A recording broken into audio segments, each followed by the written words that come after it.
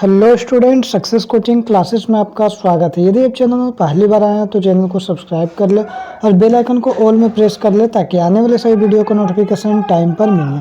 आज हम डिस्कस करने वाले हैं जैक बोर्ड का जो आपका क्लास 10 का गणित का मैथ का 2022 का जो प्रीवियस ईयर क्वेश्चन है वो वेरी इंपॉर्टेंट क्वेश्चन हम डिस्कस करने वाले हैं। 2022 का जो आपका ओरिजिनल पेपर है टर्म 1 में हुआ था तो वो हम आपको डिस्कस करने वाले हैं। जो आपका 2024 बोर्ड एग्ज़ाम होगा उसके लिए बहुत ही इम्पोर्टेंट क्वेश्चन होने वाला है। वीडियो में अंत तक बने रहें क्योंकि देखिए 2024 में आपका एग्ज़ाम होगा उससे बहुत सारा क्वेश्चन आपको 2022 से मिलने वाला है, इसलिए एकदम देखिए इससे। और यदि हम आपको बता देते हैं आपको सोशल साइंस का, हिंदी का और साइंस के यदि आप वीडियो नहीं देखे हैं तो आपको प्लेलिस्ट बना हुआ है, आप जाकर 2022 का सॉल्यूशन देख लीजिए जो आपको, ताकि आपको एग्ज़ाम में बहुत ही बेनिफिट होने वाला है। देखते हैं क्वेश्चन नंबर 1 क्या बोल रहा है। देखिए क्वेश्चन नंबर 1 क्या बोल रहा है, 120 का अभाज्य गुणनखंड करिएगा तो क्या होगा। तो जरा देखिए 120 का अभाज्य गुणनखंड करते हैं तो क्या होगा।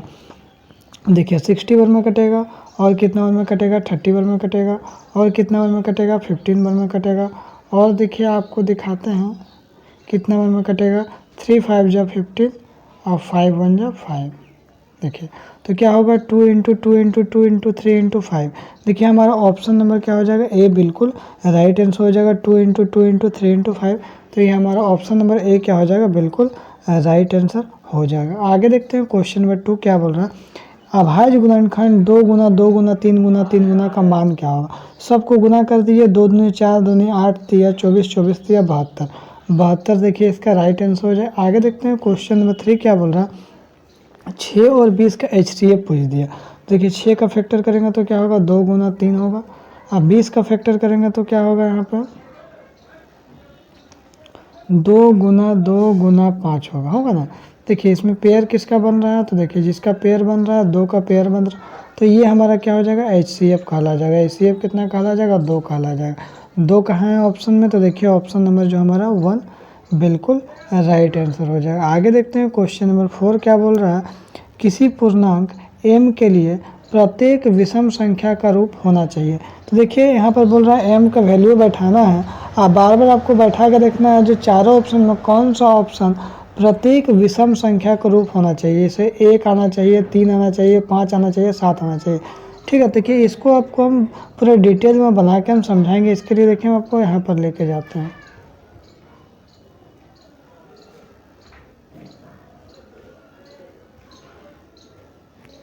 देखिए सबसे पहला यदि m पहला ऑप्शन था m, यदि m का मान 0 ले सकते हैं, m का मान 1 भी ले सकते हैं और m का मान 2 भी ले सकते हैं। तो देखिए यहाँ सब विषम संख्या के रूप में आ रहा है तो बोलेंगे नहीं आ रहा है, क्योंकि देखिए 0 क्या है, एक सम संख्या हो जाएगा, 2 क्या हो जाएगा, एक सम संख्या, तो ये ऑप्शन बिल्कुल गलत हो जाएगा। देखिए दूसरा ऑप्शन क्या था, 2m था। देखिए m का मान यदि 0 रखेंगे तो 0 हो जाएगा, m का मान यदि 1 रखेंगे तो 2 आ जाएगा, m का मान 2 रखेंगे तो 4 हो जाएगा। मतलब ये भी क्या हो रहा, सम संख्या का रूप आ रहा, विषम संख्या का रूप नहीं आ रहा। तो ऑप्शन में देखिए तीसरा m+1, m का वैल्यू 0 रखेंगे तो 1, तो यहाँ चलिए ठीक है। m का मान 1 भी रख सकते हैं तो 1 1 2 हो जाएगा, m का मान 2 रखेंगे तो 2 1 3 हो जाएगा। मतलब यहाँ क्या देख रहे हैं, यहाँ पर देखिए ये विषम संख्या है, ये विषम संख्या, लेकिन ये क्या हो जा रहा है, सम संख्या।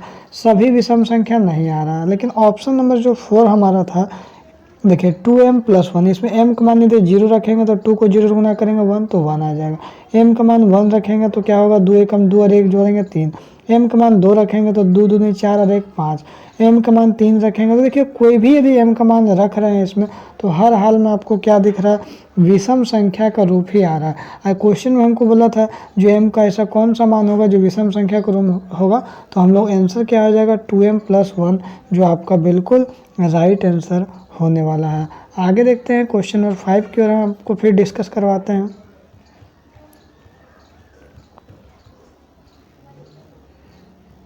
देखिए क्वेश्चन नंबर 5 यहाँ पर क्या बोला है, तो क्वेश्चन नंबर 5 यहाँ पर देखिए क्या बोला है, जो ग्राफ यहाँ पर बोल रहा है px में शून्यकों की संख्या। देखिए यहाँ पर कितना बिंदु पे काटा गया है, एक्स अक्ष पे, तो यहाँ देखिए 3 बिंदु पे काटा गया है, तो यहाँ पर px में शून्यकों की संख्या कितना हो जाएगा, 3 हो जाएगा। आगे देखते हैं क्वेश्चन नंबर 6 क्या बोल रहा है, x² - 3 का शून्य क्या होगा। देखिए x² - 3 के बराबर क्या करेंगे, 0 करेंगे, तो x² बराबर क्या हो जाएगा, आपका 3 हो जाएगा। क्लियर है, तो यदि स्क्वायर इसका हटाएंगे तो क्या होगा, √3 हो जाएगा। और एक बार प्लस में आंसर आएगा और एक बार माइनस में आएगा। तो देखिए एक बार √3 प्लस में, एक बार माइनस में, कहाँ ऑप्शन नंबर है? देखिए ऑप्शन नंबर 3 में, एक बार माइनस में √3 और एक बार प्लस में। तो ये हमारा ऑप्शन बिल्कुल राइट हो जाए। देखिए यही टाइप का क्वेश्चन आपका 2024 बोर्ड एग्जाम में जरूर पूछेगा, इसलिए जरूर देख लीजिएगा। एक द्विघात बहुपद ज्ञात करें जिसमें शून्यकों का योग और शून्यकों का गुणनफल -3 और 2 दिया है। देखिए अब ये क्वेश्चन को हम आपको बनाने के लिए इसका ऑप्शन कौन सा सही होगा, तो इसके लिए हम आपको क्या करेंगे, सबसे नीचे ले जा रहे हैं और हम आपको बना के दिखाया हुआ है। चलिए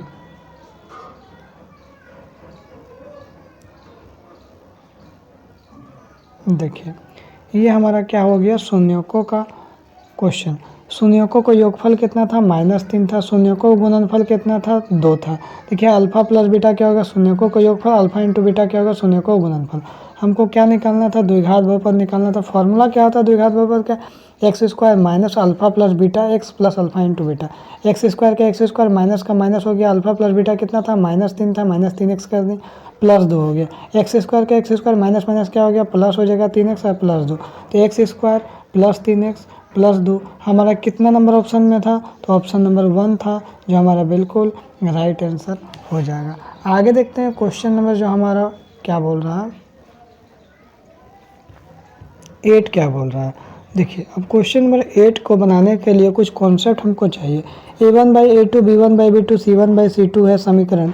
तो यहाँ पर देखिए क्या बोल रहा है, जो कोई हल नहीं होगा, एक अद्वितीय हल होगा, अपरिमित रूप से अनेक हल होगा, या 2 हल होगा। तो इसको बनाने के लिए हमारा कुछ कॉन्सेप्ट चाहिए। कॉन्सेप्ट को जानना बहुत ज़रूरी है, तभी आप आगे क्वेश्चन को आप कर पाइएगा। तो चलिए हम कॉन्सेप्ट को जान लेते हैं। कॉन्सेप्ट को कैसे जानेंगे, तो उसके लिए आपको कुछ कॉन्सेप्ट यहाँ पर बताया है। देखिए क्वेश्चन नंबर 8 को बनाने के लिए आपको ये नियम पता होना चाहिए, ये रूल पता होना चाहिए। a1/a2 not equal to b1/2 बराबर c1/c2। यदि ये केस आ रहा है तो क्या क्या होगा? अद्वितीय हल होगा, और क्या होगा? केवल एक हल होगा, या अद्वितीय हल होगा। और क्या हम बोल सकते हैं? और हम लोग बोल सकते हैं ये प्रतिच्छेदी रेखा होगा। रेखा पूछेगा तो प्रतिच्छेदी, और हल पूछेगा तो क्या बोलिएगा? संगत हल होगा। इतना बातों को बिल्कुल याद रखिएगा। अद्वितीय हल होगा, या तो केवल एक हल होगा। रेखा पूछेगा तो प्रतिच्छेदी रेखा, और हल क्या होगा? संगत होगा। कब होगा? जब a1/a2 बराबर नहीं होगा और b1/b2 बराबर होगा। प्रतिच्छेदी रेखा मतलब देखिए सिर्फ एक ही हल हो रहा। पहला कंडीशन याद रखिएगा। दूसरा कंडीशन ये भी याद रखना आपके लिए ज़रूरी है, ये तीनों बराबर हो जाए, a1/a2 b1/b2 और c1/c2। यदि तीनों बराबर हो जाएगा तो क्या होगा? अपरिमित रूप से अनेक हल होगा, मतलब बहुत सारा हल होगा। इसका रेखा क्या बनेगा? संपाती रेखा होगा, और हल क्या होगा? ये भी संगत होगा। चलिए और देखिए तीसरा कंडीशन भी याद रखिएगा, a1/a2 बराबर b1/b2 बराबर हो, लेकिन c1/c2 बराबर नहीं हो। तो इसमें क्या होगा? कोई हल नहीं होगा, असमांतर रेखा होगा, और हल क्या होगा? असंगत होगा। देखिए क्योंकि ये आपका क्या है? समांतर, कभी भी क्या हल होगा? नहीं होगा, तो असंगत हो जाएगा। और दूसरा केस में संपाती में देखिए ये एक रेखा में दूसरा रेखा इसी में आपको चढ़ा गया है रेखा। देखिए जैसे एक में ही दूसरा आ गया, तो ऐसा क्या होगा? अपरिमित रूप से अनेक हल हो जाएगा। देखिए तो यहाँ हमारा क्या बोलेंगे? ऑप्शन नंबर ए हो जाएगा, बिल्कुल राइट आंसर हो जाएगा। क्योंकि देखिए ऑप्शन यहाँ पर क्या बोला था, यही कंडीशन यहाँ पर उसमें बोला था a1/a2 हो और नॉट इक्वल टू c1/c2 हो। चलिए हम आपको क्वेश्चन की ओर दिखा भी देते हैं। देखो क्वेश्चन बोल रहा है a1/a2 और b1/b2 बराबर हो, लेकिन नॉट इक्वल टू c1/c2। तो कौन सा यहाँ पर होगा? कोई हल नहीं है, इसका राइट आंसर हो जाएगा। आगे देखते हैं क्वेश्चन नंबर 9 क्या बोल रहा है। क्वेश्चन नंबर 9 देखिए, रैखिक समीकरण दिया है 2x - y बराबर 5 और 3x + 2y बराबर 4। तो यहाँ पर देखिए x y का मान इनमें से कौन सा होगा। चलिए इसको देखते हैं। तो हम लोग इसको बना के देखना होगा, तो हम लोग देखते हैं आगे।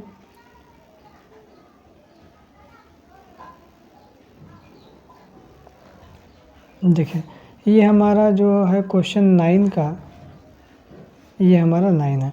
देखिए ये हमारा समीकरण था, 2 समीकरण दिया हुआ है। अब देखिए सबसे पहले क्या किया, समीकरण को हम लोग लिख दिए। लिखने के बाद देखिए 2x minus y equal to 5, 3x plus 2y equal to 4 कर दी। अब देखिए इसमें दोनों में से या तो x वाला साइड को यदि बराबर करिए या तो y वाला साइड को बराबर करिए। तो हम सोच रहे हैं देखिए यहाँ y वाला साइड को ही बराबर कर देते हैं। देखिए y है और यहाँ क्या 2y है, तो हमको क्या करना होगा, ये समीकरण को 2 से गुना करवा देंगे तो ये मेरा 2y हो जाएगा। देखिए 2 से यहाँ गुना करवा दिए और ये समीकरण को 1 से गुना करवा दिए, तो 2 को 2 से गुना किए तो 4x हो गया, 2 को y से किए तो -2y हो गया, 2 को 5 से किए तो 10 हो गया। और देखिए इसके बाद आप समझिए इसको 1 से गुना करवाएं, क्योंकि हमको 2y यहाँ पर, तो यदि 2 से गुना करवा देंगे तो 4y हो जाएगा, तो फिर ये और ये मैच नहीं करेगा, तो ये सबको 1 से गुना किए मतलब 3x प्लस 2y बराबर 4, जैसे का तैसे रह गया। अब देखिए इसका मतलब क्या हो गया, अब देखिए बराबर आ गया तो -2y और +2y क्या होगा, कट गया। अब जब कट जाता है सेम साइन, यदि ऑपोजिट साइन रहेगा कट जाता है तो ये वाला क्या होता है, जुट जाता है। 4x 3x क्या होगा, 7x हो जाएगा, और 10 और 4 क्या होगा, 14 हो जाएगा। तो 7x बराबर 14, तो x का मान कितना निकल गया, 2। अब x का मान किसी एक समीकरण में डाल दीजिएगा, तो x का मान क्या किया हम लोग, समीकरण 1 में हम लोग डाल दिए। समीकरण 1 था क्या, 2x minus y equal to 5 था, तो 2 गुना 2 कर दिया -y अब बराबर 5। तो देखिए 2 दूनी 4 हो गया, 4 -y बराबर 5। अब देखिए 4 ये 5 को इधर भेज दिए तो माइनस, यहाँ देखिए 4 -1 यहाँ पर हो गया आपका माइनस यहाँ पर हो जाएगा, -1 यहाँ पर हो जाएगा, -1 से इसे यदि काटिएगा तो इसका वैल्यू क्या हो जाएगा आपका, -1 आ जाएगा। तो y का वैल्यू क्या हो गया, -1 हो गया, और x का वैल्यू कितना हो जाएगा आपका, 2 हो जाएगा। तो ये हमारा क्या हो जाएगा, ऑप्शन नंबर ए क्या हो जाएगा, बिल्कुल राइट आंसर हो जाएगा। ठीक है ना।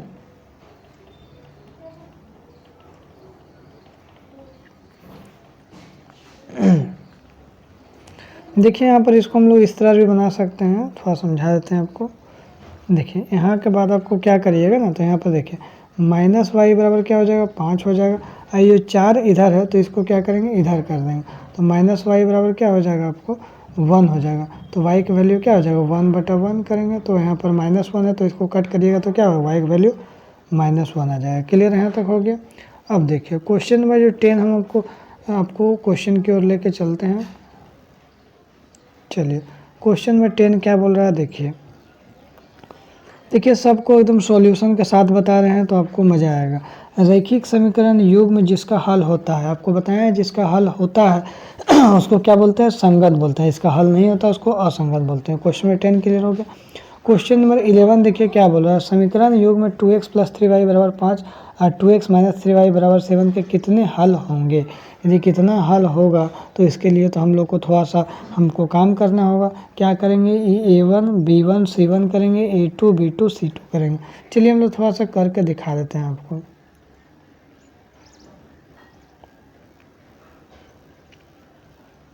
देखिए ये हमारा क्वेश्चन था, तो 3x को हम लोग A1 किए, 2y B1 किए, 5 को C1 किए, 2x को A2 किए, इसको B2 किए, C2 किए। ठीक है, तो A1/A2 क्या आ गया, 3 यहाँ पर है और यहाँ पर 2 है, तो 3/2 आ गई। A1/A2 B1/B2 कितना है, 2 यहाँ पर है और यहाँ -3 है, तो B1/B2 आपका क्या हो गया, 2/-3 हो गया। अब देखिए A1/A2 और B1/B2 क्या बराबर है, तो यहाँ पर देख लीजिएगा तो आपको बराबर नहीं दिख रहा होगा, यहाँ बराबर दिख रहा है नहीं, तो A1/A2 और B1/B2 बराबर नहीं है। और जब बराबर नहीं है तो उसको हम लोग क्या बोलते हैं, अद्वितीय हल बोलते हैं, या तो हम लोग एक हल बोलते हैं। तो हम लोग इसको बोल सकते हैं जो ऑप्शन नंबर ए बिल्कुल राइट आंसर हो जाएगा।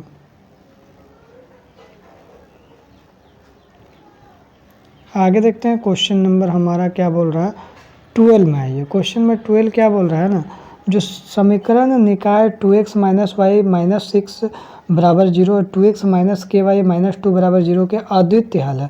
देखिए यहाँ पर क्वेश्चन बोल ही दिया अद्वितीय हल है, तो k का मान ज्ञात करिए। अब अद्वितीय हल क्या होता है, A1/A2 not equal to B1/B2। चलिए कॉन्सेप्ट को क्लियर करने के लिए हम लोग क्या करते हैं, क्वेश्चन की ओर जो इसका उत्तर है उसमें हम लोग चलते हैं।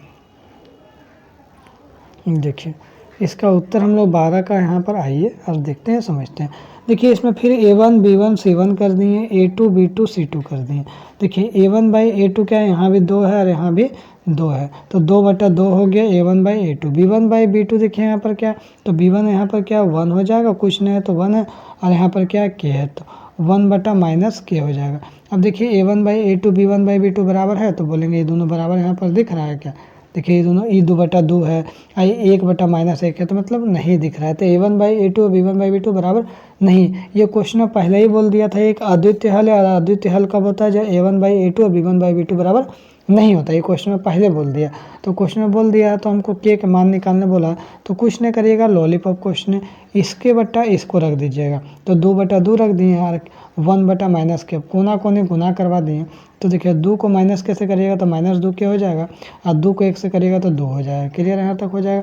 अब देखिए ये -2 को नीचे भेज दीजिएगा, तो -2 से यदि काटिएगा तो के का वैल्यू क्या हो जाएगा, -1 आ जाएगा। -1 आ जाएगा तो ये हमारा ऑप्शन नंबर 1 जो है बिल्कुल राइट आंसर हो जाएगा। आगे देखते हैं, क्वेश्चन नंबर 13 देखते हैं।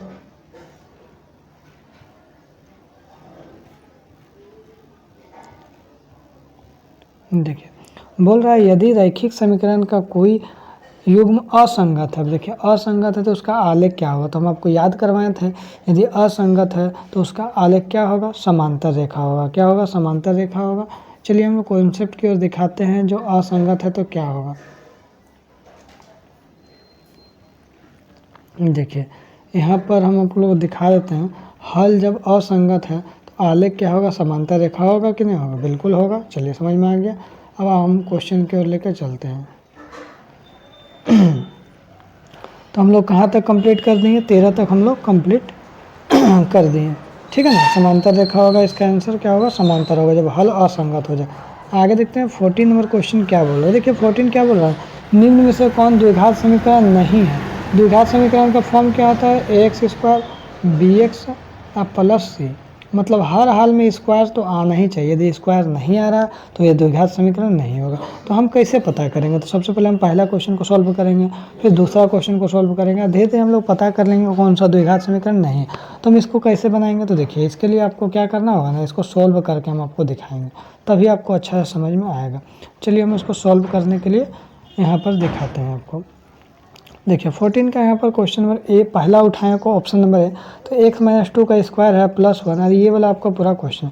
देखिए x-2 का स्क्वायर मतलब क्या होगा, a - b को होल स्क्वायर हम लोग बोल सकते हैं कि नहीं बोल सकते हैं।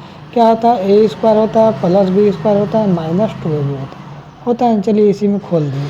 देखिए a स्क्वायर किए +b² किए -2, और a को x मान लिए और b को y मान लिए, सॉरी b को हम लोग क्या मान लिए, 2 मान लिए। देखिए यहाँ पर थोड़ा सा डिटेल करते हैं इसको। तो क्या हो गया, a² x का स्क्वायर हो गया, b² किसको माने हैं, 2 का स्क्वायर, और -2ab, तो 2 का 2 हो गया, और a का किसको माने, x को, और b किसको माने हैं, 2 को माने हैं। तो यहाँ लिख दिए। अब +1 का +1 ही यहाँ पर रहने दिए। चलिए आगे देखते हैं क्वेश्चन क्या यहाँ पर बोला है। तो x² के x² ही हो जाएगा, 2 का स्क्वायर क्या हो जाएगा, 4 हो जाएगा। अब देखिए इसको गुना करिएगा तो माइनस यहाँ पर है, तो माइनस को 2 दूनी 4 हो जाएगा, तो -4x हो जाएगा, +1 है तो +1 यहाँ पर रहने दीजिए। आगे देखिए यहाँ पर अब बराबर 2x - 3 का 2x - 3 रहने दीजिए। आगे देखिए यहाँ पर क्या किए हैं, तो आगे यहाँ दिखाते हैं। देखिए x² का x² हो गया, 2 का स्क्वायर 4 हो गया, इसको गुना करवा दिए तो -4x हो गया, अब +1, ये जहाँ का तहाँ। अब देखिए इसको क्या किया, साइन को चेंज कर दिए, ये 2x है तो इधर कर दिए तो -2x हो गया, ये -3 है तो इधर कर दिए तो +3 हो गया। अब यहाँ पर मेन क्या समझना होगा। अब देखिए क्या हो गया, x² के x² लग दिए। अब देखिए -4x हो गया, अब -2x हो गया, तो क्या हो गया यहाँ पर -6x हो जाएगा। चलिए -6x हो गया, और यहाँ पर देखिए 4 यहाँ पर है, और 3 यहाँ पर है, और 1 यहाँ पर है। देखिए 1 यहाँ पर दिख रहा है, तो क्या हो जाएगा, टोटल 8 हो जाएगा। देखिए आप 8, तो x² आ गया, मतलब ये क्या द्विघात समीकरण तो है। तो हम लोग को पूछ रहा कौन द्विघात समीकरण नहीं है, तो पहला ऑप्शन तो नहीं हो सकता, क्योंकि यहाँ पर ये तो द्विघात समीकरण है ना। देखिए दूसरा क्वेश्चन यहाँ देखिए, इसको गुना करिएगा तो x² हो जाएगा, इसको गुना करिएगा तो 1x हो जाएगा, +8 का +8 लिख दिए। अब देखिए a + b और a - b, देखिए x + 2 और x - 2 है ना, तो एक फार्मूला होता है a + b और a - b। फार्मूला क्या बोलता है, a² - b² बोलता है ना। देखिए a² कर दिए x का स्क्वायर -b² -2 का स्क्वायर कर दिए। अब देखिए इसको क्या करेंगे, ये वाला भैया जैसे तैसे x² + 1x हम कैसे लाएँ, इसको हम बताइए दिए। x को x² और x को 1 से किए तो 1x, दोनों को गुना कर दिए, और 8 का 8 है, तो देखिए x² + 1x + 8। अब देखिए ए प्लस बी और ए माइनस बी क्या होता है ए स्क्वायर में एक्स को ए माने हैं और 2 को हम लोग क्या माने हैं बी माने हैं। तो देखिए यहाँ फॉर्मूला हो गया ए स्क्वायर माइनस बी स्क्वायर में एक्स स्क्वायर का स्क्वायर 2 का स्क्वायर क्या हो जाएगा आपका 4 हो जाएगा। चलिए आगे देखते हैं। यहाँ पर देखिए अब यहाँ पर x square plus 1x plus 8 का 8 लिख दिए।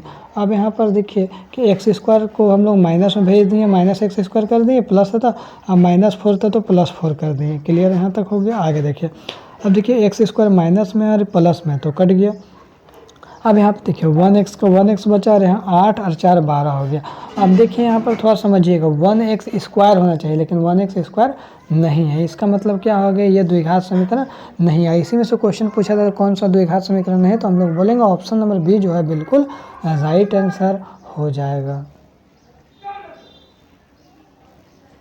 ठीक है, तो हमारा क्या हो जाएगा ऑप्शन नंबर जो बी हो जाएगा बिल्कुल राइट आंसर। ये वाला द्विघात समीकरण नहीं है। आगे देखते हैं क्वेश्चन नंबर 15 क्या बोल रहा है। तो बोल रहा है देखिए यहाँ पर द्विघात समीकरण 3x square minus 5x plus 2 का विविक्तर निकालिए। देखिए यहीं पर आपको निकाल कर दिखा देते हैं। देखिए 3 है, ये मेरा a हो जाएगा 3 हो जाएगा, b मेरा कितना हो जाएगा -5 हो जाएगा, c मेरा कितना हो जाएगा 2 हो जाएगा, क्योंकि सबका आगे वाले लेते हैं, इसको a इसको b इसको c, और d का वैल्यू क्या निकलता है b स्क्वायर माइनस 4ac। अब देखिए थोड़ा सा b कितना है -5 है तो -5 का स्क्वायर कर दीजिए। अब -4 a का वैल्यू कितना है 3 है और b का वैल्यू कितना है 2 है, तो 5 का स्क्वायर कितना हो जाएगा 25 और 4 तो ये 12 दूनी 24, तो इसका वैल्यू कितना आ जाएगा 1। डी का मान कितना है 1 कहाँ पे यहाँ पर ऑप्शन है, तो ऑप्शन नंबर यहाँ पर क्या हो जाएगा ऑप्शन नंबर 1 बिल्कुल राइट आंसर हो जाएगा। 16 का देखिए यहाँ पर क्या बोला जो ax square plus bx plus c बराबर यदि 0 है तो 2 बराबर मूल होगा। बराबर मूल कब होगा, देखिए कंडीशन यहाँ पर समझ लीजिए। d ग्रेटर देन 0, 0 से बराबर होगा तो क्यों 0 से बड़ा होगा d का मान तो क्या होगा मूल वास्तविक होगा और असमान होगा, मैं आपको बताया था। और d का मान यदि बराबर 0 होगा तो ये क्या होगा आपको वास्तविक होगा और क्या होगा समान होगा। ठीक है, और d यदि लेस देन 0 हो जाएगा तो ये क्या होगा कोई मूल नहीं होगा। यहाँ पर क्या हम लोग लिखेंगे कोई मूल नहीं होगा। तीन ही केस ना है। देखिए पहला केस यदि d जो है 0 से बड़ा हो जाएगा तो मूल वास्तविक होगा और असमान, अलग अलग x का वैल्यू निकलेगा। d बराबर यदि 0 है तो वास्तविक होगा और समान होगा मूल, और d बराबर यदि लेस देन 0 है तो इसका मूल कोई नहीं निकलेगा। आगे देखते हैं यहाँ क्या बोल रहा है। यहाँ पर बोल रहा है 2 बराबर वास्तविक मूल होगा। बराबर वास्तविक मूल कब होता है, जब d बराबर क्या होता है 0 होता है, और d का मान यहाँ पर 0 तो कहीं नहीं है, तो d को हम लोग क्या लिखते हैं b स्क्वायर माइनस 4ac लिखते हैं कि नहीं, तो b स्क्वायर माइनस 4ac बराबर 0 होना चाहिए। कहाँ पे है ऑप्शन, तो ऑप्शन नंबर 3 है, b स्क्वायर माइनस 4ac बराबर 0, तभी क्या होगा 2 बराबर वास्तविक मूल होगा।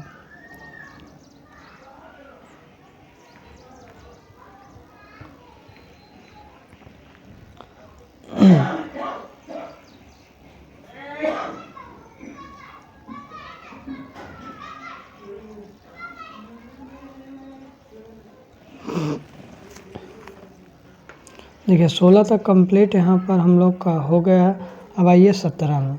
17 का देखिए बोल रहा द्विघात समीकरण 2x square minus 5x plus 3 बराबर 0 है तो मूलों की प्रकृति निकालिए। चलिए ना अभी हम तुरंत निकाल देते हैं। देखिए a का वैल्यू कितना हो जाएगा 2 हो जाएगा, b का वैल्यू कितना हो जाएगा -5 और c का वैल्यू कितना हो जाएगा 3 हो जाएगा। तुरंत d निकालिए। d बराबर क्या हो जाएगा b स्क्वायर माइनस 4ac। अब b का मान कितना है तो -5 का स्क्वायर करिए, और -4 a का वैल्यू 2 और c का वैल्यू कितना हो जाएगा 3 हो जाएगा, तो 25 और -4 दूनी 8 24, तो वैल्यू कितना हो जाएगा 1 आ जाएगा। अब d का मान देखिए 0 से बड़ा आया है ना, तो यहाँ पर 0 से बड़ा आया है 1 आ गया d का मान, तो d देखिए यहाँ d का मान क्या आ गया 1 आ गया, तो क्या है 0 से ये बड़ा है। जब 0 से बड़ा होगा तो मूल क्या होगा, मूल यहाँ पर आपका वास्तविक होगा और क्या होगा और असमान होगा। क्या होगा असमान होगा।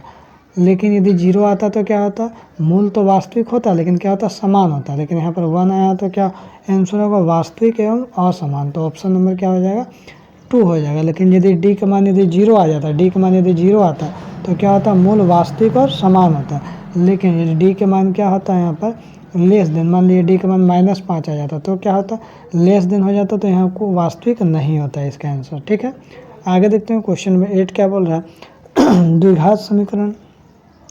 द्विघात समीकरण 2x² माइनस के एक्स प्लस 3 बराबर 0, मूल समान है, मतलब डी बराबर क्या बोल दिया यहाँ पर 0 बोल दिया है क्वेश्चन में, तो के का मान निकालना है। चलिए हम लोग इसको बना के ही दिखाते हैं, तब आपको ज़्यादा समझ में आएगा। अब 18 नंबर क्वेश्चन कहाँ पर चला गया भाई, 18, देखिए ये क्वेश्चन हमारा 18।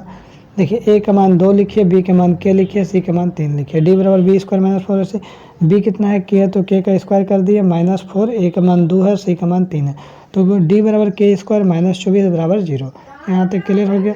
तो डी बराबर यहाँ पर लिख दिए के² -24 जो बराबर 0 है, तो -24 क्या हो गया, इधर हो गया +24 हो गया, तो के² बराबर 24 हो गया। तो स्क्वायर हट गया तो √24 हो गया। √24 को क्या लिख सकते हैं, 2 गुना 2 गुना 2 गुना 3, मैंने ये पेयर बन गया तो 2 का 2 हो गया, और इसका पेयर नहीं बना तो 2√6 हो गया। मतलब एक बार प्लस में आंसर आएगा और माइनस में आएगा।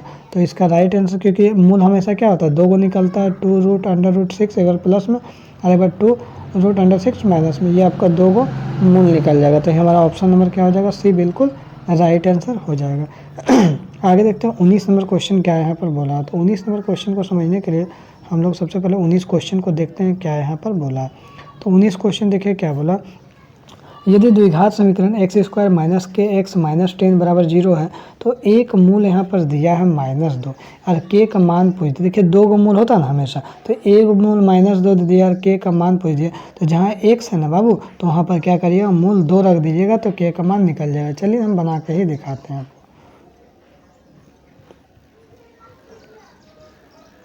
देखिए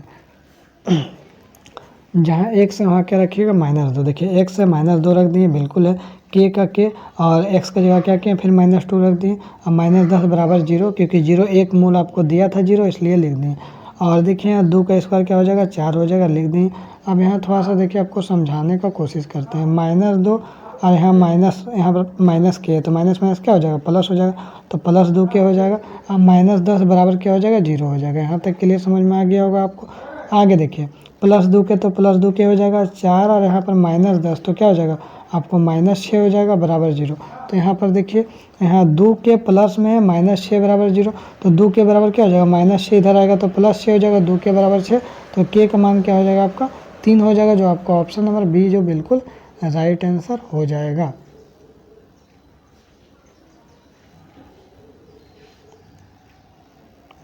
उन्नीस हो गया कंप्लीट, 3 जो इसका बिल्कुल राइट आंसर हो जाएगा। आगे देखते हैं क्वेश्चन नंबर 20 क्या बोल रहा है। क्वेश्चन नंबर 20 को समझते हैं। देखिए यहाँ पर मूल निकालने के बोल दिया 6x² माइनस x माइनस 2 का मूल। अब मूल हम लोग देखिए कोई भी मेथड से हम लोग निकाल सकते हैं। यदि द्विघाती सूत्र बोलता तो हम लोग क्या करते हैं, d बराबर b² माइनस 4 ऐसे करके निकालते हैं। फिर d का जो मान मिलता है उसका हमको x का निकाल के 2 को रूट निकालते हैं। लेकिन हम लोग चलिए कोई भी तरीका से हम लोग निकाल देते हैं, क्योंकि यहाँ पर सिर्फ मूल निकालने के लिए बोला। अब देखिए 20 क्वेश्चन कहाँ है भैया, 20 देखिए। अब मूल तो हम लोग ऐसे भी तो निकाल सकते हैं। यहाँ पर आगे 6 और इसका 2 है, तो 6 दूनी 12, हमने गुना करने से 12 आना चाहिए, जोड़ने और घटाने से -1 आना चाहिए। देखिए 2 6 12 हो गया, 2 3 6 हो गया। अब यहाँ पर देखिए 4 3 12 भी हो गया। अब -4x + 3x क्या हो जाएगा आपका, -1x हो जाएगा ना। देखिए -1x दिख रहा है। चलिए अब लिख दीजिए यहाँ पर, और क्या 6x² का 6x², अब -4x और +3x क्या हो जाएगा, -1x के बदले तो हम लोग लिख सकते हैं ना -2 का -2। अब देखिए थोड़ा सा यहाँ हम आपको दिखाते हैं, कॉमन लेते हैं। कॉमन क्या लेंगे, ये दोनों में से कॉमन लेंगे तो क्या लेंगे, 2x को कॉमन ले लेंगे, 2 3 6 और एक x बाहर कर दिए तो 3x यहाँ बच गया, और 2 दूनी 4 और x तो यहाँ पर एक ही को था तो वो बाहर ले लिया तो -2 हो गया। चलिए यहाँ तक कॉमन लेके क्लियर हो गया। अब देखिए ये दोनों बंदा में से ऐसा क्या कॉमन ले जो इसके बराबर आ जाए, तो हम सोचे कि +1 कॉमन लेंगे तो 3x का 3x हो जाएगा, और 1 दूनी 2 -2 का -2 हो जाएगा। तो यहाँ पर देखिए यहाँ देखिए ये और ये क्या हो गया, बराबर हो गया, और 2x + 1 क्या हो गया, एक तरफ कर दिया, दोनों को बराबर 0 कर दिया, क्योंकि हमको 2 को मूल निकालना। तो 3x बराबर क्या हो गया आपका 0 हो गया, और 2x + 1 बराबर भी हम लोग का क्या हो गया 0 हो गया। तो देखिए आगे क्या करेंगे, 3x -2 बराबर जो 0 है, तो -2 होगा क्या हो गया, इक्वल टू किधर आएगा तो प्लस होगा, तो 3x बराबर 2, तो x का वैल्यू क्या आ जाएगा 2/3 आ जाएगा। और यहाँ पर देखिए 2x बराबर -1 है, तो 2x का वैल्यू क्या हो जाएगा -1 है, जो 2 गुना में तो क्या हो जाएगा भागम हो जाएगा। देखिए यही इसका वैल्यू हो जाएगा। ऑप्शन नंबर ए क्या हो जाएगा हमारा बिल्कुल राइट आंसर हो जाएगा, क्योंकि 2/3 पहला मूल हो गया, दूसरा मूल क्या हो गया -1/2। आगे देखते हैं क्वेश्चन नंबर 21 क्या बोल रहा है।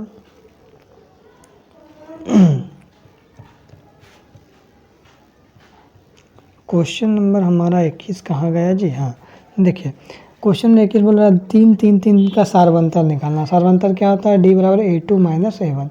चलिए अब यहाँ पर क्या A2 भी कितना है? देखिए A1 है, ये A2 होता है तो A2 भी कितना है? 3 है, और A1 भी कितना है? आगे वाला 3 है। 3 में से 3 घटाएंगे क्या होगा? 0। तो आंसर 0 कहाँ है? तो ऑप्शन नंबर 3 क्या हो जाएगा? बिल्कुल राइट आंसर हो जाएगा। आगे देखते हैं यहाँ पर क्वेश्चन नंबर 22 क्या बोल रहा है? एक AP के प्रथम पद 10 है, मतलब A आपको कितना दिया? 10 दिया। सारवंतर 10 है, मतलब D भी आपको कितना दिया? 10 दिया। और दूसरा पद निकालना, मैंने A2 निकालना। A2 क्या होता है? A प्लस D होता है। तो A का मान भी दिया 10 और D का मान भी दिया 10। 10 10 क्या हो जाएगा? 20। 20 ऑप्शन कहाँ है? तो ऑप्शन नंबर 2 हो जाएगा, बिल्कुल राइट आंसर। आगे देखते हैं क्वेश्चन नंबर 23 क्या बोल रहा है? एक AP में A भी दिया, D भी दिया, N भी दिया और AN भी दिया। चलिए ना क्वेश्चन कर बनाते हैं, सॉल्व करते हैं। तो AN बराबर क्या होता है? A plus N minus 1D। Clear है? अब यहाँ पर देखिए क्योंकि हमको AN निकालना है तो AN का छोड़ दीजिए। A का मान कितना दिया? 7 दिया। N का मान कितना दिया? देखिए यहाँ पर 8 दिया, तो 8 माइनस 1। और D का मान कितना दिया? तो यहाँ पर 3 दिया, 3 लिख दिए। अब देखिए AN को लिख दिए AN। अब AN बराबर क्या हो जाएगा? 7 हो जाएगा, प्लस 8 में से 1 घटाएंगे तो 7 हो जाएगा, 7 गुना 3 हो जाएगा। तो AN बराबर क्या हो जाएगा? 7 प्लस 21 हो जाएगा। तो AN का मान यहाँ पर क्या हो जाएगा? 21 और 7 28। तो AN बराबर क्या हो जाएगा? 28 हो जाएगा। तो 28 कहाँ ऑप्शन है? तो ऑप्शन नंबर जो 3 है वो बिल्कुल राइट आंसर हो जाएगा। आगे देखते हैं क्वेश्चन नंबर 24 क्या बोल रहा है? 3 के प्रथम 5 गुणजों का योग। देखिए योग बोला, मैंने SN का फॉर्मूला लगाएंगे तो ये हम लोग डायरेक्ट भी कर सकते हैं। 3 6 9 12 15। इसका 5 गुणज का योग बोला है, मतलब 3 प्लस 6 प्लस 9 प्लस 12 और प्लस 15 करेंगे तो क्या हो जाएगा? 45 हो जाएगा। आप ऐसे भी बना सकते हैं, और आपको देखिए कुछ तरीका भी हम आपको बता देते हैं बनाने के लिए।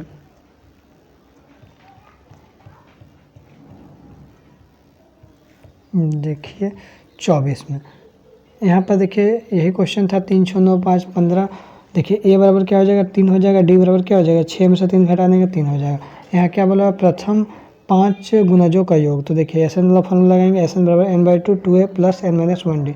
अब यहाँ देखिए n का मान क्या? 5 रखेंगे। n का मान क्या रखेंगे? 5/2 2A। A का मान 3 हो जाएगा, क्योंकि देखिए यहाँ पर 3 आपको दिया हुआ है क्वेश्चन में, और D का मान भी दिया हुआ है। तो देखिए यहाँ पर A का मान 3 रख दिए और n का मान 5, क्योंकि 5 गुणजों का योग निकालना है, और D का मान कितना है? 3 है, तो 3 रख दिए। अब देखिए 5/2 का 5/2 और 2 तिया 6 हो जाएगा। 5 में से 1 घटाएंगे 4, 4 तिया क्या हो जाएगा? 12 हो जाएगा। अब देखिए 12 और 6 कितना हो जाएगा? 18 हो जाएगा। 18 यहाँ पर हो जाएगा, 5/2 यहाँ पर है। देखिए इसको भी यदि काटेंगे तो 2 में कितना हो जाएगा? 18, और 9 5 कितना हो जाएगा आपका? 45 हो जाएगा। तो 5 पदों का योग कितना हो जाएगा? 45। ऑप्शन नंबर D क्या हो जाएगा? बिल्कुल राइट आंसर हो जाएगा। अब देखिए यहाँ पर क्वेश्चन नंबर 25 हम आपको बताते हैं। क्वेश्चन नंबर 25 क्या बोला? सभी वृत्त क्या होते हैं? देखिए सभी वृत्त क्या होते हैं? या तो ये वृत्त हो या तो ये वृत्त हो। देखिए सब में चीज़ सेम होता है, तो जब सेम होता है तो हम लोग इसको क्या बोलते हैं? समरूप बोलते हैं। सभी वृत्त क्या होता है? समरूप होते हैं। आगे देखते हैं 26 क्या बोल रहे हैं?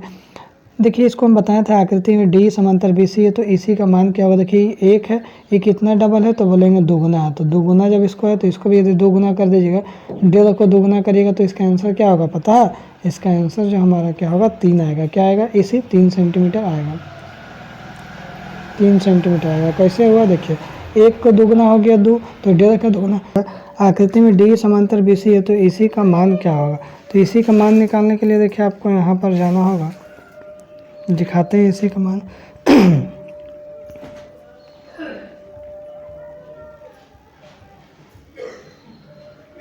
देखिए यहाँ पर ये शॉर्टकट तो हम आपको बता ही दिए 3 निकालने के लिए, लेकिन एक फार्मूला है थेल्स में, इसको D समांतर BC। अब D समांतर यदि BC होगा तो याद रखिएगा ना, AD/DB हो जाएगा और AE/EC हो जाएगा। देखिए यहाँ पर लिख दिए हैं AD/DB और AE/EC हो गया। क्लियर है यहाँ तक है? आगे देखिए AD/DB कितना हो जाएगा? 1/2 हो जाएगा, और AE/EC क्या हो जाएगा? 1.5 अब बट्टा EC यहाँ हो जाएगा। अब देखिए कोना कोने इसको गुना करवा देंगे, तो EC को 1 से गुना करेंगे और 2 को 1.5 से गुना करेंगे, तो 1.5 गुना 2 3 हो जाएगा, और यहाँ पर क्या हो जाएगा आपका 1। देखिए यहाँ पर क्या हो जाएगा? 2 × 1.5 3 हो जाएगा। EC को 1 से करेंगे तो 1 EC हो जाएगा। अब देखिए इसी का मान कितना हो जाएगा, यहाँ पर 3 सेंटीमीटर आ जाएगा। फिर से यहाँ पर क्वेश्चन को अच्छा से समझ लीजिए।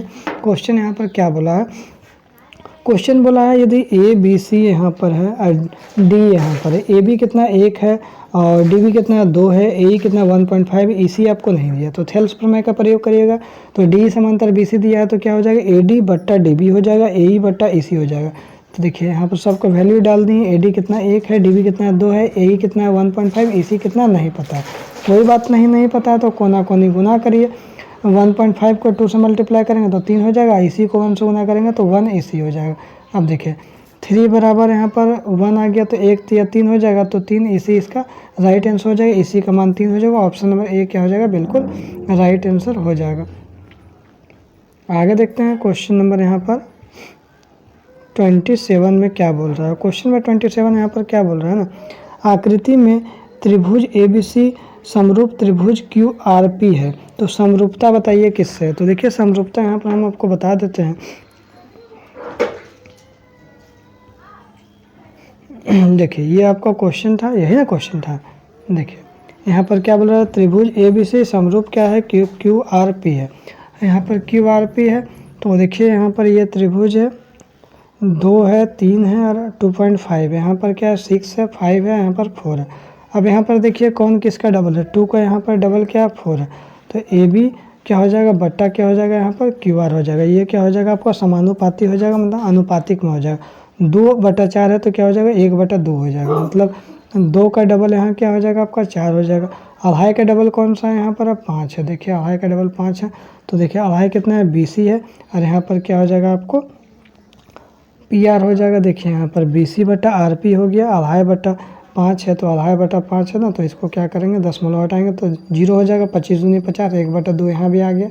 देखिए 1/2 यहाँ भी आ गया और 1/2 यहाँ भी आ गया। आगे देखते हैं यहाँ पर क्या बोल रहा है, 3 का डबल क्या होता है आपको 6 होता है, मैंने AC जो है AC भुजा, और ये क्या है जो आपको PQ जो है ये क्या है अनुपातिक है, AC/QP अनुपातिक है 3/6 तो 1/2 आ गया। देखिए फिर से आपको समझाने का कोशिश करते हैं यहाँ पर। देखिए बोला है ये दोनों समरूप है या नहीं है, त्रिभुज ABC समरूप है QRP। देखिए ये बोल रहा है ये इसका डबल है, 2 का डबल 4, अढ़ाई का डबल 5 और 3 का डबल 6 है, तो ये अनुपातिक हो जाएगा। देखिए AB/QR 2/4 है तो 1/2 आ गया। BC/RP यहाँ पर देखिए इसका 1/2 आ गया, और AC/QP इसका 1/2, मैंने सब बराबर आ गया। तो इसका मतलब किससे ये समरूप हो रहा है, साइड से, ये भी साइड से और ये भी साइड से। तो इसका क्या हो जाएगा, इसका राइट आंसर जो साइड साइड साइड से ये दोनों जो त्रिभुज हैं समरूप है, तो ऑप्शन नंबर क्या हो जाएगा बी, बिल्कुल राइट आंसर हो जाएगा। आगे देखते हैं क्वेश्चन नंबर यहाँ पर 28 क्या बोल रहा है। 28 यहाँ पर देखिए क्वेश्चन क्या है, तो बोल रहा है त्रिभुज ABC में और त्रिभुज DE में DEF में एंगल A बराबर एंगल D, एंगल B बराबर एंगल F, एंगल C बराबर एंगल E यदि है तो समरूप बताइए क्या होगा। तो देखिए यहाँ पर क्वेश्चन को कैसे हम सॉर्ट आउट करेंगे।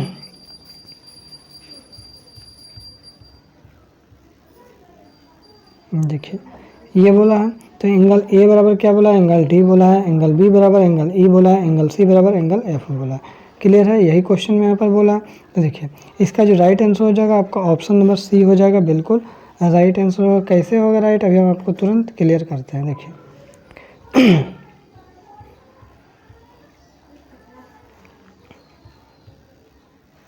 देखिए यहाँ पर बोल रहा है AB यहाँ पर है, और यहाँ पर क्या है, यहाँ पर एंगल A बराबर D। देखिए यहाँ पर A है और यहाँ पर D है, बिल्कुल ठीक है। B बराबर F, लेकिन यहाँ पर देखिए B है लेकिन यहाँ पर क्या है F नहीं है। देखिए आपको डिटेल में दिखाते हैं।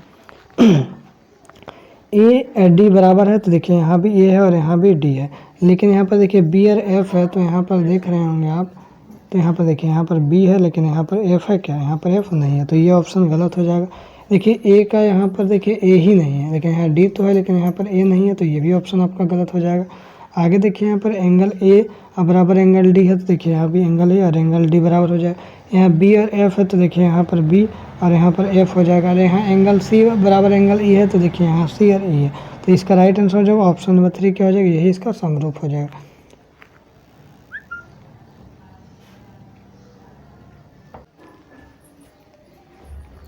अब देखिए 29 को हम देखते हैं। तो 29 क्या बोल रहा है, दो समरूप त्रिभुज की भुजाएं 4:9 है अनुपात में। तो इन त्रिभुजों में क्षेत्रफलों का अनुपात क्या होगा। तो देखिए क्षेत्रफल का अनुपात क्या होगा, तो समझते हैं। क्षेत्रफल का अनुपात क्या होगा ना, देखिए तो इसका राइट आंसर कैसे क्या होगा, कैसे होगा समझते हैं। देखिए यहाँ पर आपका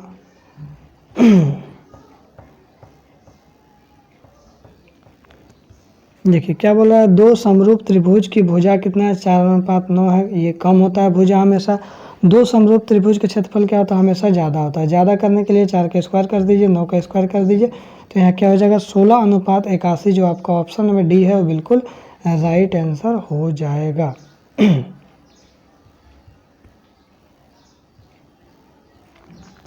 अब देखिए यहाँ पर 29 भी क्लियर हो गया। अब आइए 30 में। 30 क्या बोल रहा है, एक समकोण त्रिभुज में कर्ण कितना दिया, 13, भुजा एगो दिया 12, शेष भुजा की लंबाई निकालना है। तो देखिए क्या बोला, एक समकोण त्रिभुज है, कर्ण कितना दिया है, 13 दिया है, ए बी सी यहाँ मान लीजिए।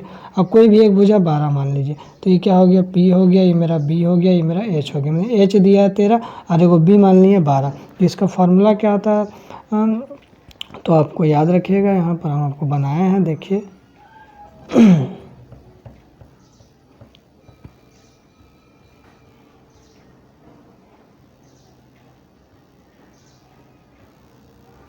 देखिए सबसे पहले एक 13 भुजा दिया था और एक 12 दिया था। पाइथागोरस प्रमेय यूज किए, क्या किए, कर्ण के स्क्वायर बराबर लंब के स्क्वायर प्लस आधार के स्क्वायर होता है। कर्ण के स्क्वायर 13 है, लंब के स्क्वायर नहीं दिया हुआ है यहाँ पर, और आधार कितना है 12 है, तो 12 के स्क्वायर यहाँ पर कर दिए। आगे यदि देखते हैं क्वेश्चन को सॉल्व कैसे करेंगे।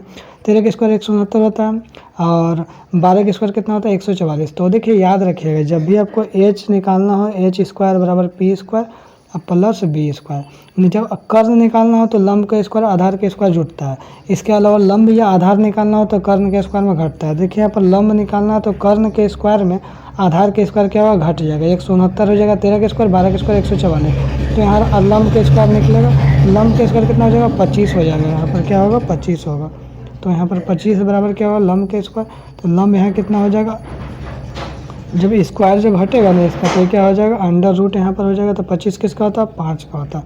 तो यहाँ पर 5 देखिए आपका ऑप्शन नंबर जो है 5 हो जाएगा right answer. Option number B क्या हो जाएगा, बिल्कुल राइट हो जाएगा। आगे देखते हैं क्वेश्चन नंबर 26 क्या बोल रहा है।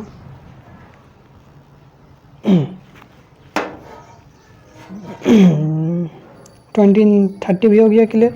अब देखिए 31 में क्या बोल रहा है। 31 देखिए, एक त्रिभुज में ए बी दिया है, बी सी भी दे दिया है और ए सी भी दे दिया है। अब बोल रहा है एंगल बी बराबर क्या होगा। तो याद रखिएगा, यदि कोई त्रिभुज है उसमें यदि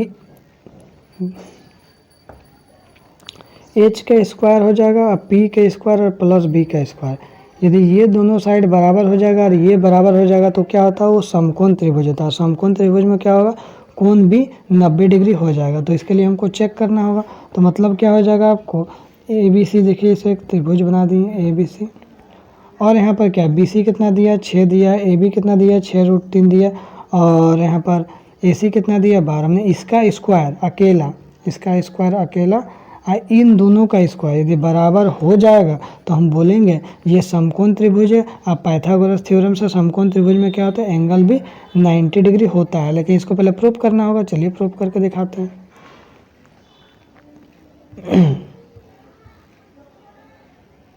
देखिए प्रूफ यहाँ पर तो तुरंत प्रूफ कर दिए। देखिए एच स्क्वायर बराबर P square plus B square, H कितना 12 है, 12 कर दिए, और यहाँ पर पी कितना हो जाएगा 6√3 हो जाएगा, अब बी कितना हो जाएगा 6 का स्क्वायर। देखिए 12 का स्क्वायर 144 और 6 का स्क्वायर कितना होता है 36, अंडर रूट 3 का स्क्वायर 3 और 6 का स्क्वायर 36। 36 को 3 से गुना करेंगे 108 और प्लस 36, तो 144 इधर भी आ गया और 144 इधर भी आ गया। दोनों साइड 144 आ गया। तो हम लोग आराम से बोल सकते हैं जब दोनों साइड 144 जब आ गया है तो हम बोलेंगे एंगल बी क्या हो जाएगा 90 डिग्री हो जाएगा। आगे देखते हैं 32। वृत्त की सबसे बड़ी जीवा क्या होता है। इसे मान लीजिए ये हमारा वृत्त है, ये भी जीवा है, ये भी जीवा है, ये भी जीवा है, ये भी जीवा, लेकिन जो सबसे बड़ा जो जीवा होता है वो क्या कहलाता है, व्यास कहलाता है। क्या कहलाता है, व्यास।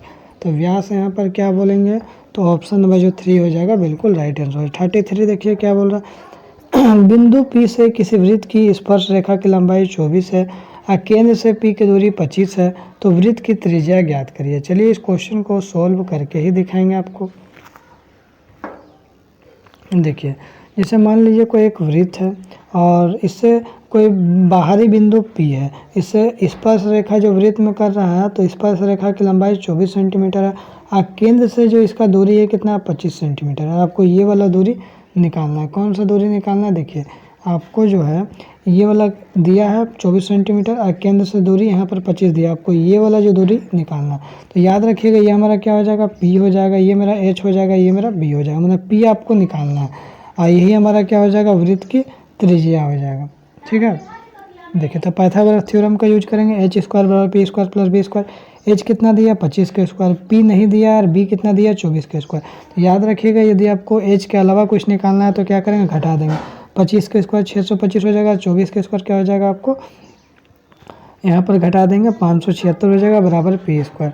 यहाँ पर देखिए P स्क्वायर कितना हो जाएगा, 49 हो जाएगा, तो P का वैल्यू कितना हो जाएगा, 7 सेंटीमीटर, जो हमारा ऑप्शन नंबर ए बिल्कुल राइट आंसर हो जाएगा। आगे देखते हैं क्वेश्चन नंबर 34 क्या बोल रहा है।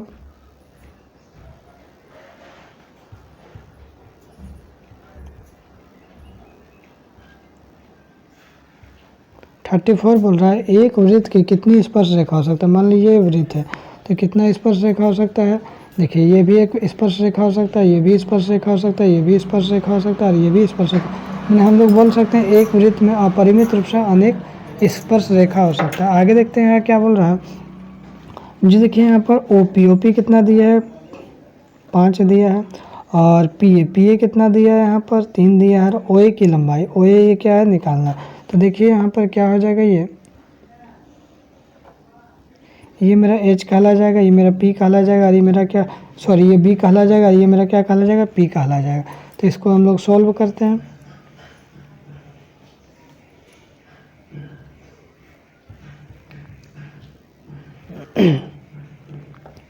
तो इसका सॉल्व करेंगे। H स्क्वायर बराबर P square plus B square. H का मान कितना है, 5 है, P का मान नहीं दिया, B का मान कितना दिया, 3 का स्क्वायर।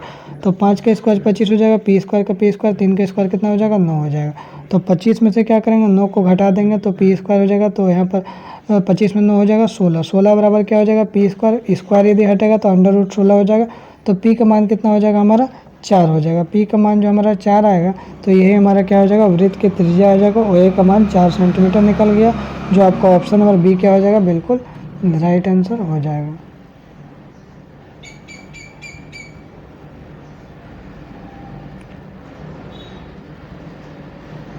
क्लियर हो गया आपका ये क्वेश्चन।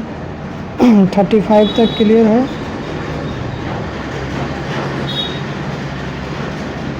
इसका ऑप्शन नंबर क्या हो जाएगा, B क्या हो जाएगा, राइट आंसर हो जाएगा। आगे देखते हैं 35।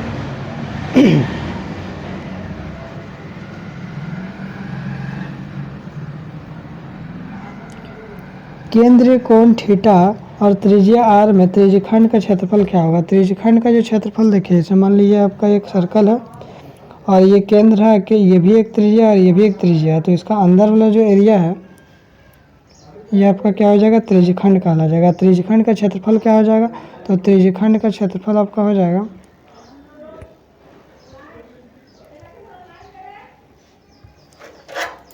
त्रिज्यखंड का क्षेत्रफल क्या हो जाएगा, यहाँ पर थीटा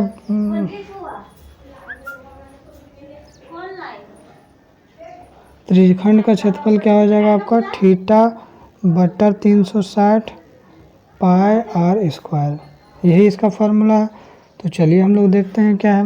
देखिए यहाँ पर थीटा बटा 360 है, नहीं है। यहाँ देखिए थीटा बटा 360 तो है, थीटा बटा 360 लेकिन इससे इसको काटेंगे तो क्या हो जाएगा, तो 180 हो जाएगा, मतलब 360 रहेगा, नहीं रहेगा। अब देखिए ये भी 6 से 6 36 60 हो जाएगा, यहाँ पर ये भी 360 होगा, नहीं होगा। तो ऑप्शन नंबर 2 क्या हो जाएगा, बिल्कुल राइट आंसर हो जाएगा। देखिए अब यहाँ क्या है, थीटा बटा 360, देखिए 360 यहाँ पर है, पाई r स्क्वायर। यहाँ देखिए क्या किया, पाई r स्क्वायर को आगे कर दिया, थीटा को पीछे किया, बटा 360, फिर भी आपको ये राइट आंसर हो जाएगा, खाली आगे कर दिया। आगे देखते हैं क्वेश्चन नंबर यहाँ पर 36 क्या बोल रहा है।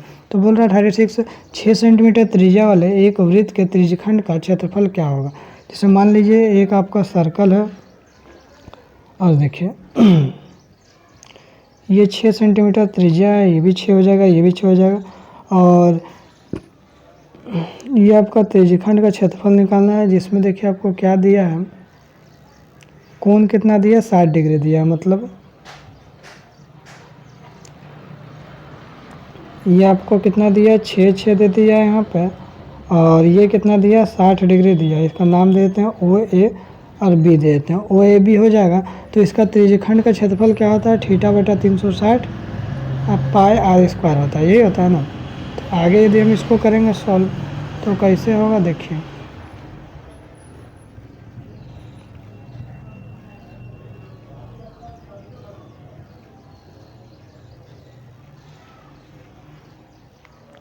छत्तीस का देखिए त्रिज्यखंड का क्षेत्रफल थीटा बटे 360 पाई स्क्वायर हो गया। अब हम लोग बात कर रहे हैं तो 37 का, 37 में देखिए आपको दिया है सब चीज़, ओ ए बी हो गया, ये त्रिज्या है, ये आपका थीटा है। और देखिए त्रिज्यखंड ए ओ बी का क्षेत्रफल क्या हो जाएगा, थीटा बटे 360 पाई स्क्वायर। इसको सॉल्व करेंगे तो थीटा के मान कितना है, 60 है, बटा 360 हो गया। 0 से 0 कट गया, 6 6 36 कट गया, क्लियर है। 6 से 6 गया यहाँ पर हो गया, 22 को 6 से गुना करेंगे, अब बटा क्या हो जाएगा, 7। तो 132 बटा 7 क्या हो जाएगा आपका, सेंटीमीटर स्क्वायर हो जाएगा। ऑप्शन नंबर सी क्या हो जाएगा, बिल्कुल राइट आंसर हो जाएगा।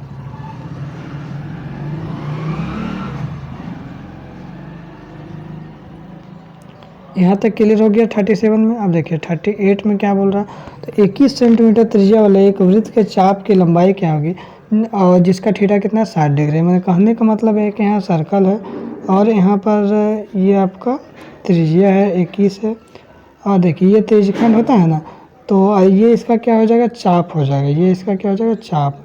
ये जो एरिया है ना, ये वाला इसका चाप हो जाएगा। चाप की लंबाई यहाँ से लेकर यहाँ तक ये इसका चाप हो जाएगा। तो चाप की लंबाई क्या होता है, तो याद रखिएगा थीटा बटा 360 2 पाई आर होता है चाप की लंबाई, ठीक है।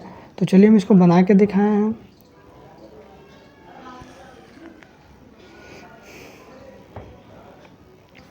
देखिए वृत्त के चाप की लंबाई थीटा बटा 360 2 पाई आर है। तो देखिए यहाँ पर थीटा बटा 360, तो 0 0 गया, 6 6 36 यहाँ कट गया, और देखिए 7 21 कट गया, 3 में 3 को 2 से काटे हैं, 6 2 को 11 से 2 से 2 कट गया। तो इसका जो कट छठ के बाद क्या आया, 22 सेंटीमीटर इसका राइट आंसर हो गया। ऑप्शन नंबर सी क्या हो जाएगा, बिल्कुल राइट आंसर हो जाएगा।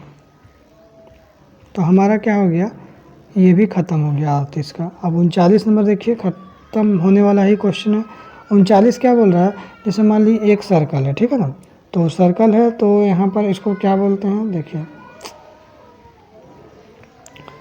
ये आपका क्या हो गया, एक त्रिज्यखंड हो गया। अब ये वाला जो एरिया है ना, ये वाला एरिया क्या आपको कहलाता है, जो इसका बोलते हैं लघु वृत्तखंड बोलते हैं। क्या बोलते हैं, लघु वृत्तखंड बोलते हैं, ठीक है। और ये वाला जो बड़ा वाला एरिया है उसको क्या बोलते हैं, दीर्घ वृत्तखंड बोलते हैं, दीर्घ वृत्तखंड बोलते हैं, क्लियर है। अब देखिए हमको क्या बोल रहा है ना, ये वाला एरिया निकालना है। कौन वाला एरिया निकालना है, ये वाला। सपोज ये वाला हमको एरिया निकालना है, ठीक है। ये वाला हमको एरिया निकालना है, लघु वृत्तखंड का निकालना है। तो कैसे निकालेंगे, हम क्या करेंगे, वृत्त का क्षेत्रफल में पूरा में से हम क्या करेंगे, पूरा में से आपको ये वाला एरिया घटा देंगे। सॉरी हम गलती बोल दिए। देखिए यहाँ पर क्या बोल रहा है क्वेश्चन में, जो ये वाला एरिया दिया है और ये वाला एरिया हम लोग को निकालना है, ये वाला एरिया हम लोग को निकालना है। तो हम क्या करेंगे, वृत्त का क्षेत्रफल है उसमें से क्या करेंगे, लघु वृत्तखंड का क्षेत्रफल को घटा देंगे, तो ये वाला आपको निकल जाएगा। देखिए कैसे हम बनाए हैं, आगे हम आपको समझाने का प्रयास करते हैं। देखिए क्या यहाँ पर किए, यहाँ पर आपको देखिए जो आपको सर्कल है बना दिए, 7 सेंटीमीटर यहाँ पर दिया है तो 7 सेंटीमीटर लिख दिए। और यहाँ पर देखिए ये आपको क्या होगा, लघु वृत्तखंड का क्षेत्रफल भी दे दिया, दीर्घ वृत्तखंड का क्षेत्रफल निकालना। तो हम क्या करेंगे, बड़का का क्षेत्रफल निकाल के और लघु वृत्तखंड का क्षेत्रफल घटा देंगे, तो ऑटोमेटिक क्या हो जाएगा, आपको दीर्घ वृत्तखंड का क्षेत्रफल निकल जाएगा। देखिए दीर्घ वृत्तखंड का क्षेत्रफल यदि आपको निकालना है तो आप क्या करना होगा, वृत्त का क्षेत्रफल बड़ा में से इस छोटा वाला को घटा दीजिए, लघु वृत्तखंड का क्षेत्रफल घटा दीजिए। चलिए घटाते हैं, तो पाई आर स्क्वायर हो जाएगा, पाई 22/7 आर स्क्वायर। आर का मान यहाँ कितना दिया, तो 7 दिया, तो 7 × 7 हो जाएगा, 7 से 7 गया तो 22 से कितना हो जाएगा, 154। और 14 देखिए लघु वृत्तखंड का क्षेत्रफल यहाँ पर दिया है, तो 14 घटा देंगे तो क्या हो जाएगा आपको 140, बिल्कुल राइट आंसर हो जाएगा। आगे देखिए यहाँ पर लास्ट हमारा 40 नंबर क्वेश्चन, ये हमारा लास्ट क्वेश्चन है। बोल रहा एक छतरी में 8 ताना है। देखिए जैसे मान लीजिए 2 हो गया, ये 4 हो गया, ये 6 हो गया, ये 8 हो गया। देखिए 8 ताना है, 1 2 3 4 5 6 7 8, और सब में देखिए एंगल क्या हो रहा है, बराबर बन रहा है। देखिए सब में एंगल क्या हो रहा है, आपको बराबर बन रहा है, बराबर बन रहा है। तो एक जो सर्कल है उसको पूरा कितना डिग्री का कोण बनता है, 360 डिग्री का कोण बन रहा है। 360 डिग्री का कितना भाग में बांटा, 8 भाग में बांटा। तो 8 से यदि भाग करिएगा तो 45 डिग्री इसका राइट आंसर हो जाएगा। क्या हो जाएगा, आपको 45 डिग्री आ जाएगा। तो ऑप्शन नंबर क्या हो जाएगा, 2 बिल्कुल राइट आंसर हो जाएगा। ये आपको टोटल क्वेश्चन खत्म हो गया। यदि आपको वीडियो अच्छा लगे तो लाइक करिएगा, शेयर करिएगा, चैनल को सब्सक्राइब जरूर करिएगा। फिर मिलते हैं नेक्स्ट वीडियो में। Thank you so much.